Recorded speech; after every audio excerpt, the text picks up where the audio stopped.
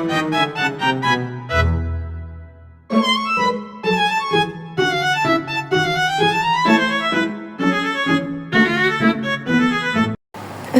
warahmatullahi wabarakatuh. Perkenalkan, nama saya Intan Anggita Amelia dari 12.8 absen 12. Di sini saya akan menjelaskan tentang reformasi ekonomi dan infrastruktur.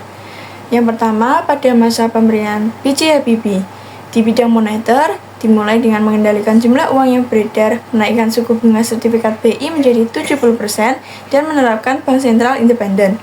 Di bidang perbankan, diterbitkan obligasi senilai 650 triliun rupiah untuk menghalangi perbankan, menutup 38 bank, dan mengambil alih 7 bank.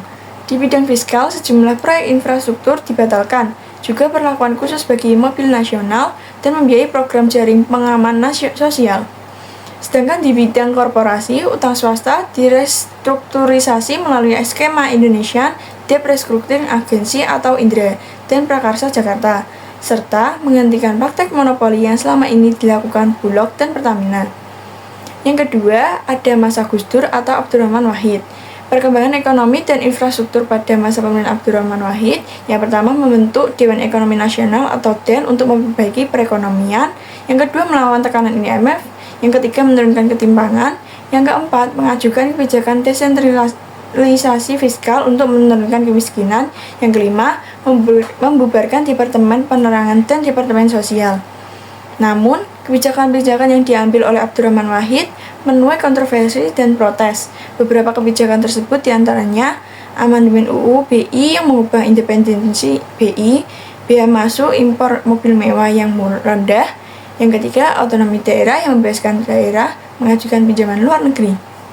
Yang ketiga, pada masa pemerintahan Megawati, ekonomi di bawah pemerintahan Megawati tidak mengalami perbaikan yang nyata dibanding sebelumnya. Meskipun kurs rupiah relatif berhasil dikendalikan oleh Bank Indonesia menjadi relatif lebih stabil, kondisi ekonomi pada umumnya dalam keadaan tidak baik, terutama pertumbuhan ekonomi, perkembangan investasi, kondisi fiskal, serta keadaan keuangan dan perbankan. Kondisi perekonomian masih terus dalam ketidakpastian, terutama karena terkait masalah keamanan seperti dalam kejadian pemboman tahun 2002. Untuk mengatasi masalah tersebut, kebijakan yang dikeluarkan Megawati yaitu yang pertama, mengatasi utang luar negeri sehingga berkurang 34,66 miliar US dollar. Yang kedua, menaikkan pendapatan per kapita sebesar 930 US dollar sehingga kurs mata uang rupiah diturunkan menjadi 8.500.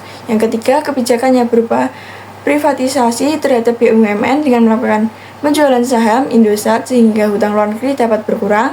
Yang keempat, memperbaiki kinerja ekspor sehingga ekspor di Indonesia dapat ditingkatkan.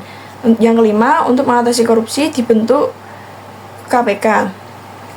Yang keempat, pada masa pemerintahan SBY atau era Susilo Bambang Yudhoyono, bertujuan untuk memperbaiki cara kerja perekonomian menjadi lebih efisien.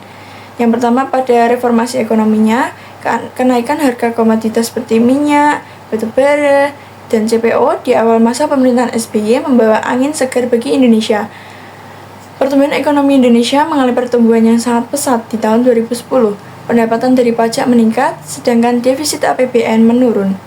Pembangunan infrastrukturnya, pembangunan jalan negara, jalan provinsi, dan jalan kabupaten atau kota, pembangunan bandara, pembangunan bendungan, proyek sistem penyediaan air minum atau SPAM, umbulan Pasuruan, pembangunan pelabuhan Patimban. Yang terakhir, pada masa Joko Widodo. Sejak awal menjabat, Jokowi menempatkan pembangunan infrastruktur sebagai prioritas utama. Pemerintah menggelontorkan anggaran besar untuk pembangunan jalan tol, IKN, pelabuhan, bandara, dan jaringan kereta api yang bertujuan memperbaiki konektivitas antar wilayah. Dalam periode ini, proyek besar seperti tol Trans Jawa, Transjakarta, Sumatera, serta pengembangan jaringan kereta cepat Jakarta-Bandung menjadi simbol keberhasilan dan mengatasi masalah konektivitas yang selama ini menghambat distribusi barang dan jasa. Investasi besar-besaran pada infrastruktur tidak hanya meningkatkan konektivitas, tetapi juga membuka peluang ekonomi baru, terutama daerah yang sulit dijangkau. Selama masa pemerintahan Jokowi, pertumbuhan ekonomi Indonesia relatif stabil, kisaran 5%, meski terdampak COVID-19 pada 2020. Namun di balik keberhasilan tersebut, tantangan utama yang dihadapi pasca pemerintahan Jokowi adalah memastikan keberlanjutan proyek-proyek infrastruktur. Beberapa proyek infrastruktur dibiayai melalui utang, yang menimbulkan kekhawatiran jika proyek tersebut tidak mampu memberikan dampak ekonomi yang baik, utang pemerintah semakin melonjak.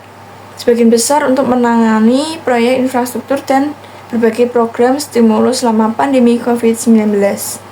Sekian penjelasan dari saya. Apabila ada salah kata, mohon dimaafkan. Wassalamualaikum warahmatullahi wabarakatuh.